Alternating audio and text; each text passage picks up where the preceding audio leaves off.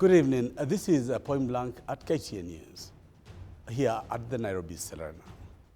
Today we are going off script with a commentary following change of government policy on the issue of a new currency in Kenya. During the Madaraka Day celebrations, Dr. Patrick Njoroge, governor of the central bank, announced that a new currency would be issued in Kenya effective 30th of May 2019. The governor further stated that the 1,000 shilling denomination will be mopped out and must be out of circulation on the 31st of October, where it shall cease to be legal tender. Here at Point Blank and at KTNY'S, we have a public duty in the public interest to inform Kenyans about why that is significant. The current amount of money in circulation is about 300 billion. And of the 300 billion, 70%, over 70% of that money is in 1,000 shilling denomination. Ordinary Kenyans use 100 or 200 shillings as the currency of choice. And in fact, many corporates and large companies all operate through money transfers. So the large amount of cash held outside the banking sector is in the hands of a very few people. And those people, many of them, have proceeds of corruption. And that money needs to be identified and removed from the system. Your Excellency, the new banknotes will circulate alongside those previously issued but not withdrawn. However, we have assessed the grave concern that our large banknotes, particularly the older 1,000 shillings series, they are being used for illicit financial flows in Kenya and also other countries in the region. Most recently, we have seen the emergence of some counterfeits. These are grave concerns that would jeopardize proper transactions and the conduct of commerce in our currency. To deal conclusively with these concerns, all the older 1,000 shilling series shall be withdrawn.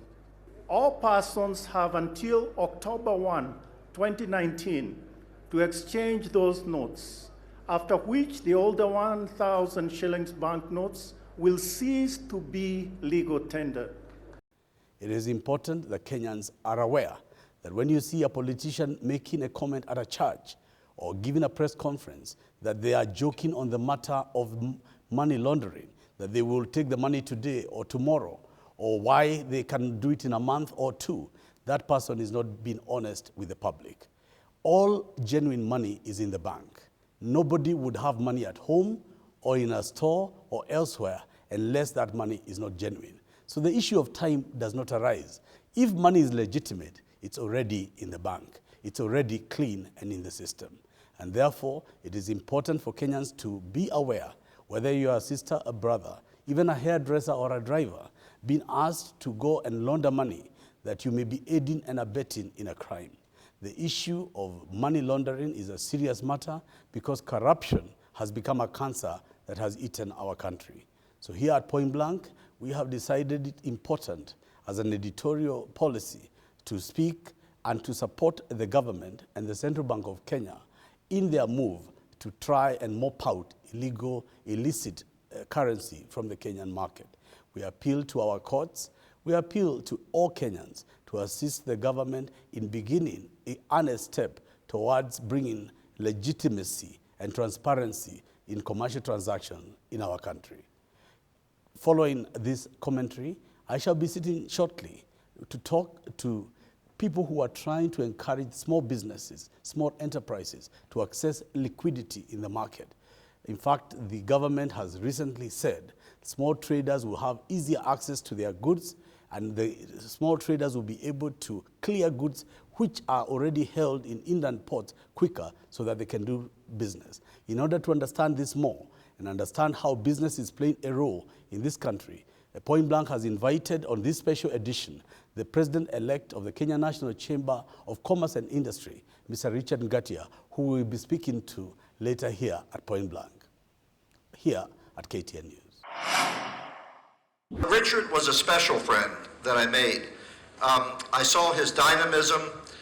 We clicked in a personal way, and I followed him ever since. I followed him as he was the head of the Nairobi chamber. I heard and saw in the media some of the good work that he did there.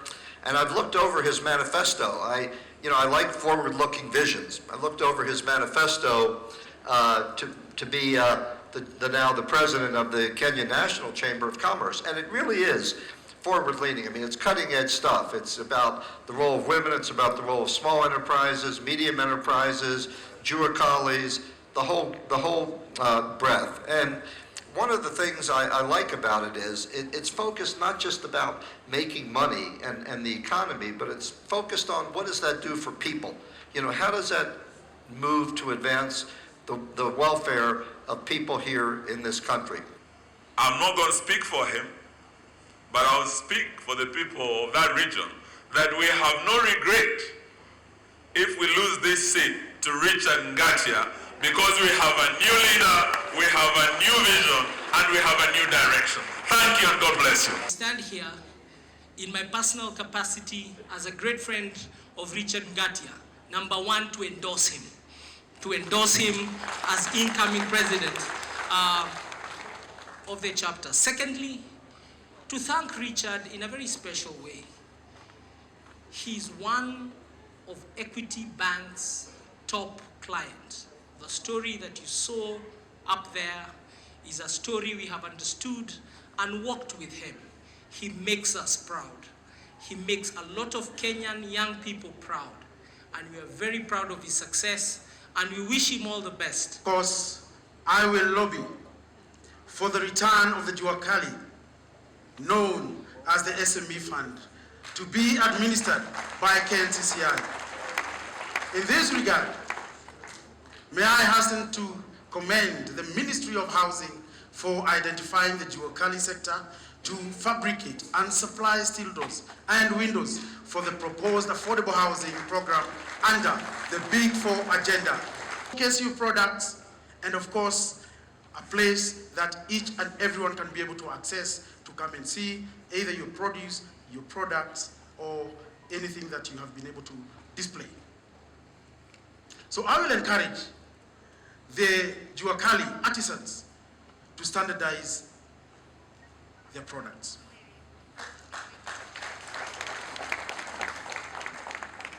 I will organize trade fairs and joint markets, campaigns for members. This will give members an opportunity to learn and also promote and market their goods and services. I will organize regular trade delegations and buyer-sellers missions. And I want to say that each and every county, all the 47 counties, I will make sure we set up a desk on economic diplomacy so that that desk will be able to engage and interact with the county government, so that together you can be able to showcase your products, to do trade fairs. So every month, every quarter, we shall be able to have at least a trade fair from each and every county.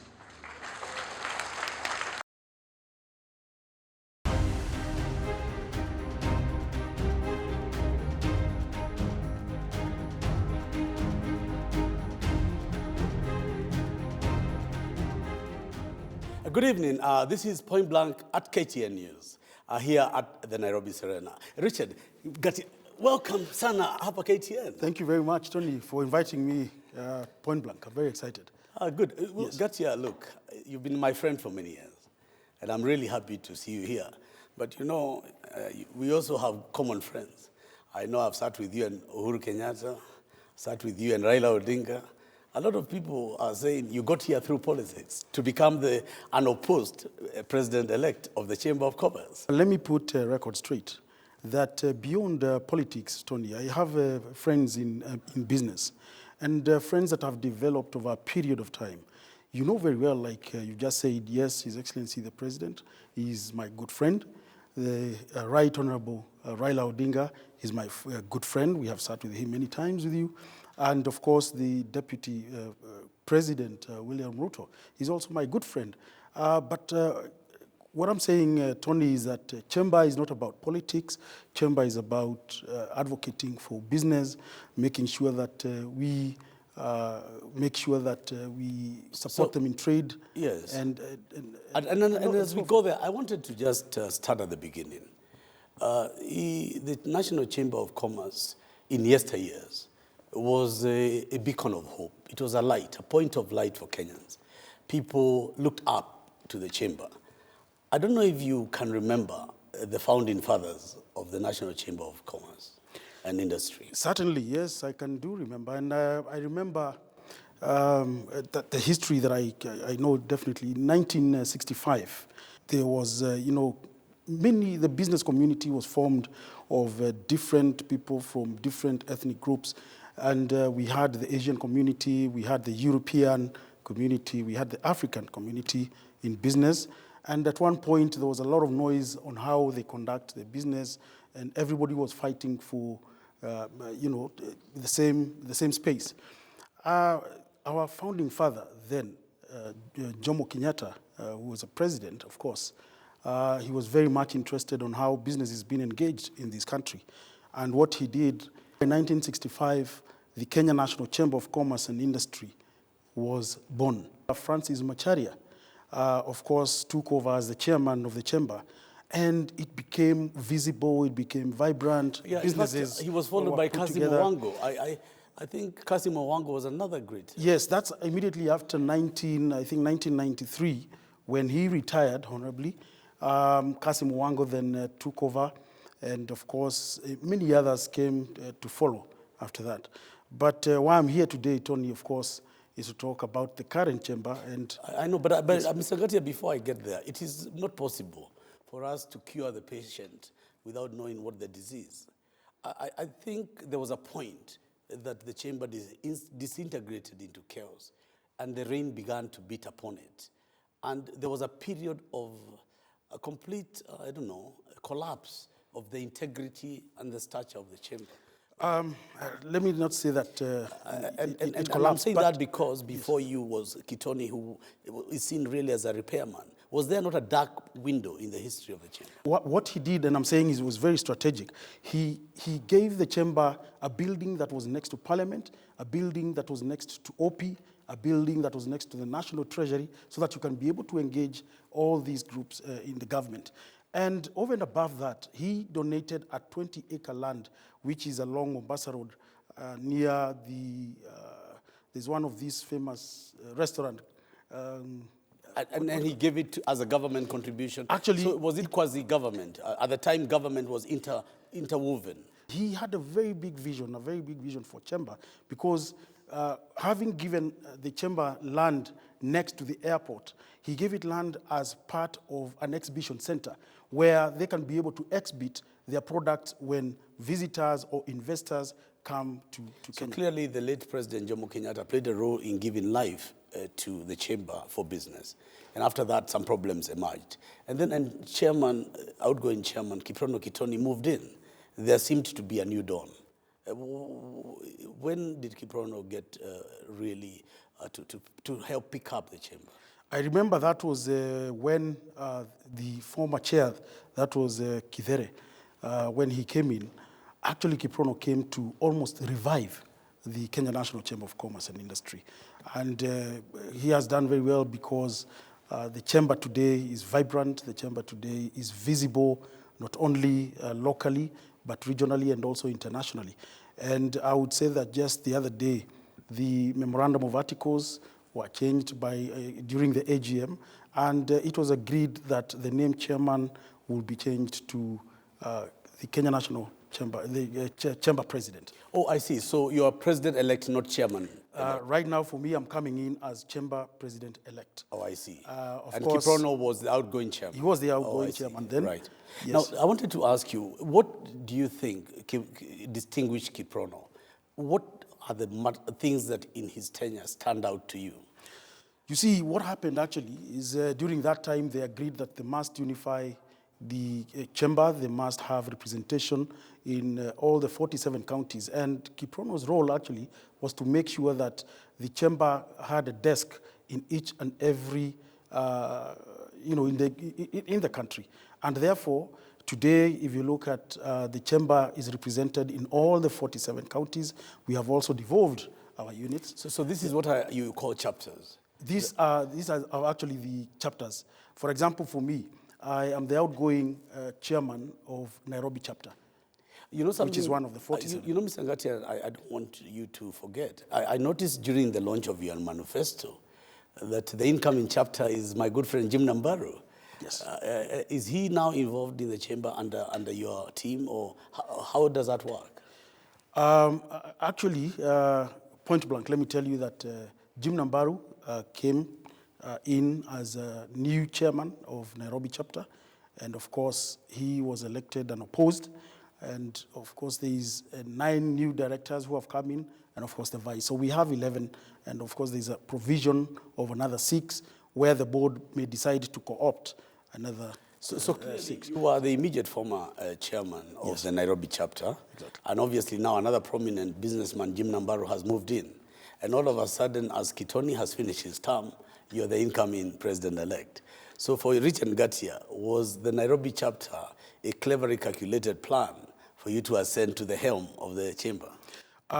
Tony, no, but what I will tell you is that you can see today that the chamber is really attracting business people, really attracting leaders in business. For me to have joined the chamber was way back in 2013 when I joined in as a patron. At that time, I had no ambitions at all of coming in as a leader in the chamber.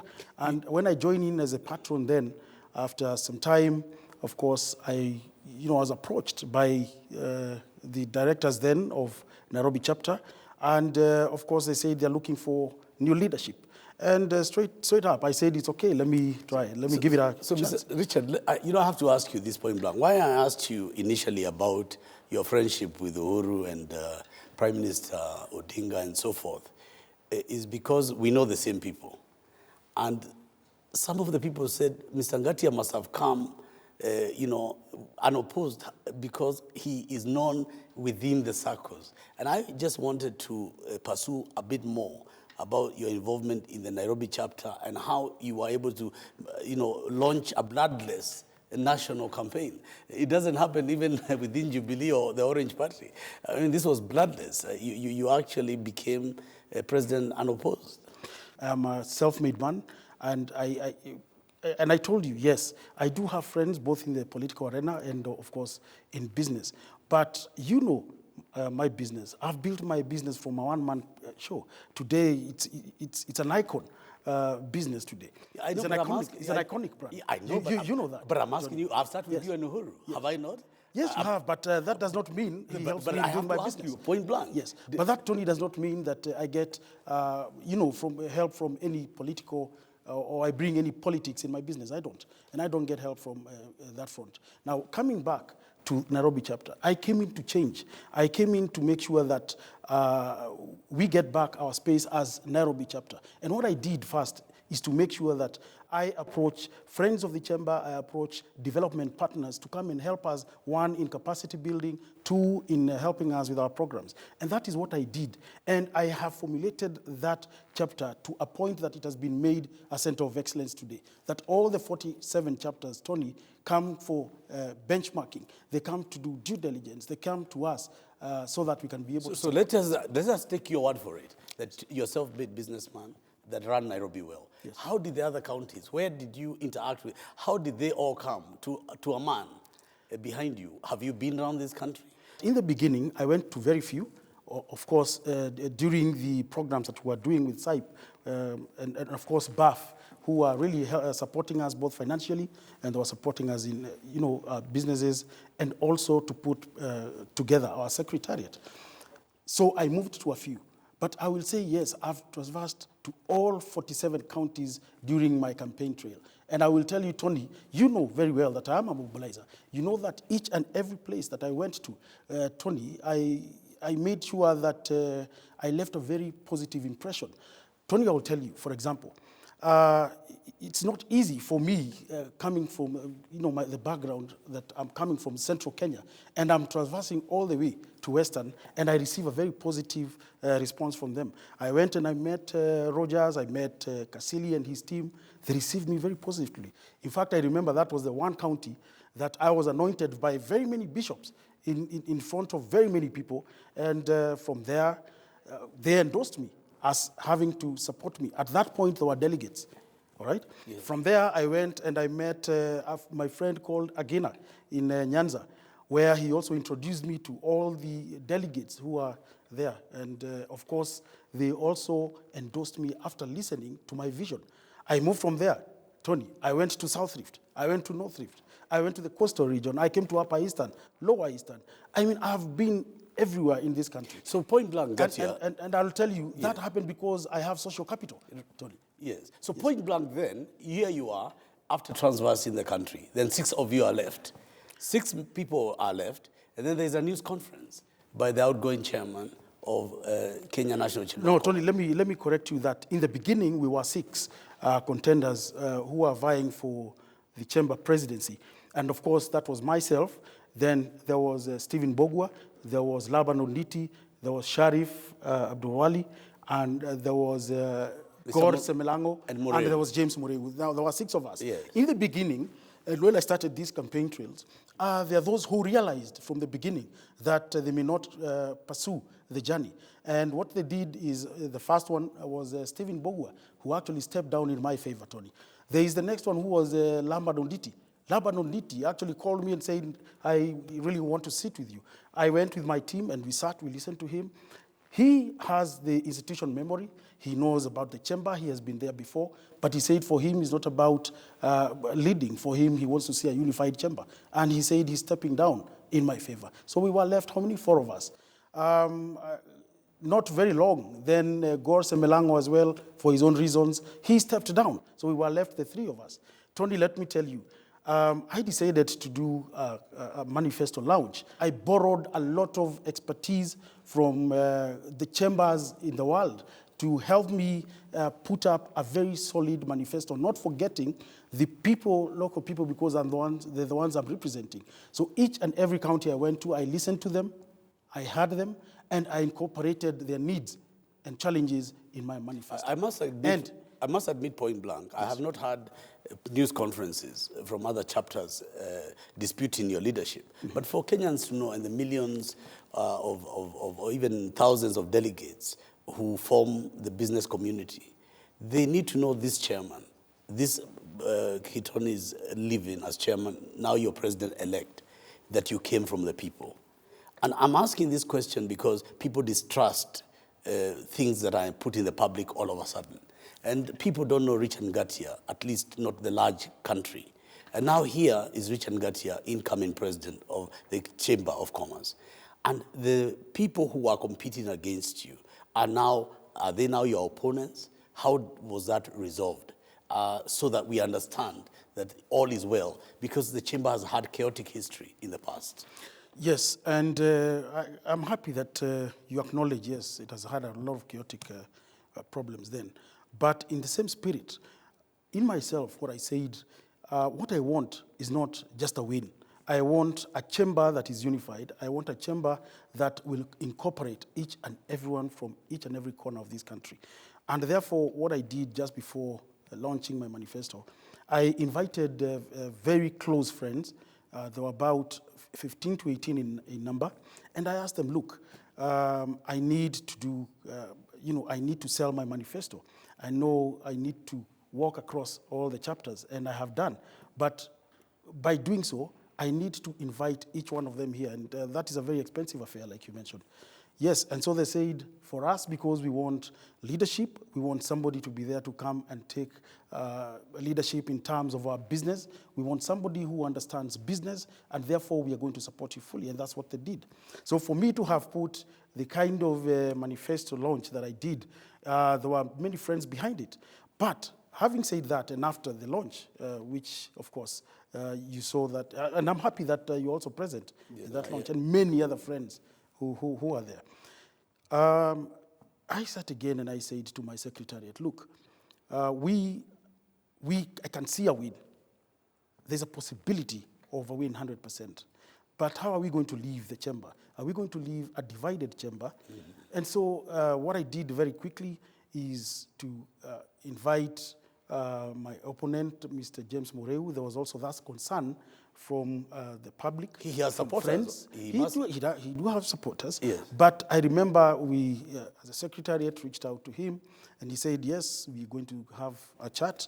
And he came with his own supporters and secretariats.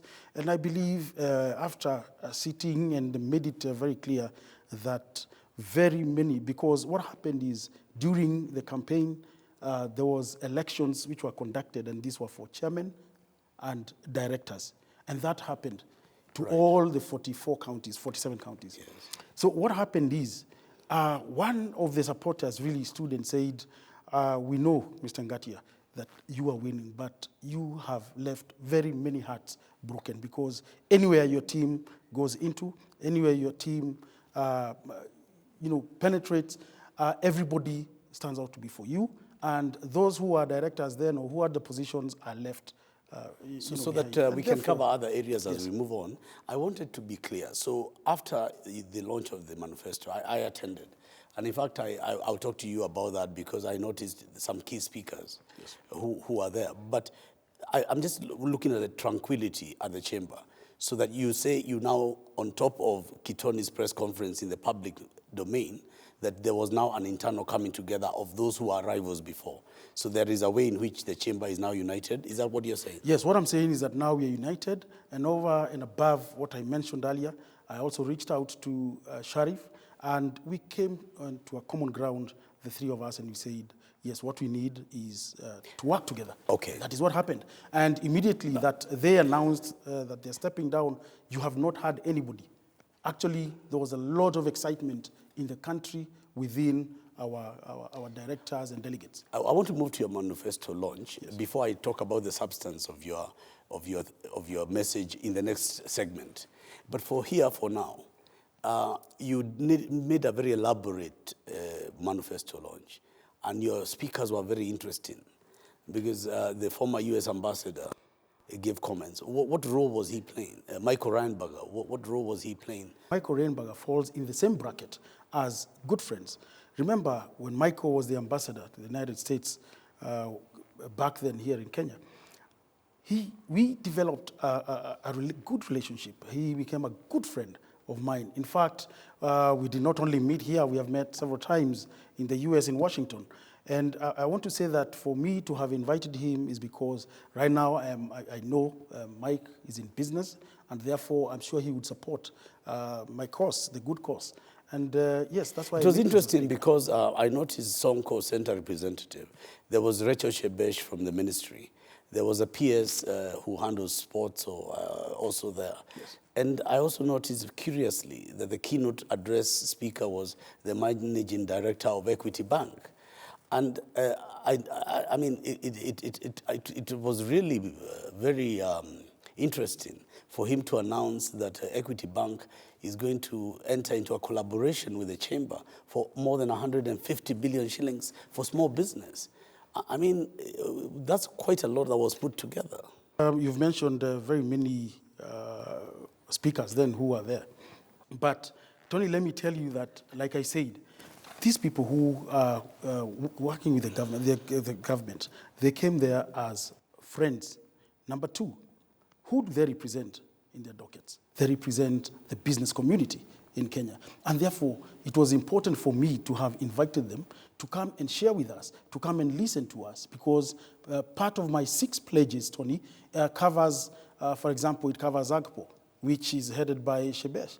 It covers the youth, which is headed by the PS Sports. It covered mobilization of funds, which then that's how the MD of Equity comes in. But I want to say that last month, yes. Tony. No, I'm raising the issue of equity, and Yes. there's a reason. Yes. It seemed to me that you are not talking to corporate. You are talking to small business. Why I'm raising that issue is it very interesting that you choose your launch at Manifesto to announce a credit line available to small business. Yes. Was it part of, because I found that quite interesting, for youth and business? Yes. Remember, like I said, my manifesto was based on a collection of ideas from different sectors. And when it comes into supporting the youth on getting affordable loans, accessible to loans, on collateral that they must give, I had sat with Equity MD earlier on, and one of the things that he said is that they have this very good scheme that they want to announce to the SMEs, and that comes a long way, TG, in supporting the SMEs. One of the things is that today banks have realized the model of KYC, which is know your customer. Who knows their customer best than the chamber, Tony? We are in all the 47 counties. Now, we are the people who would be able to do a good due diligence for the banks. And that is for that reason, the Kenya Banks Association signed an MOU with the Kenya National Chamber of Commerce and Industry so that they can be able to engage us, because most of the time and in the past, our members of the business community have been asked for collateral that they cannot access to.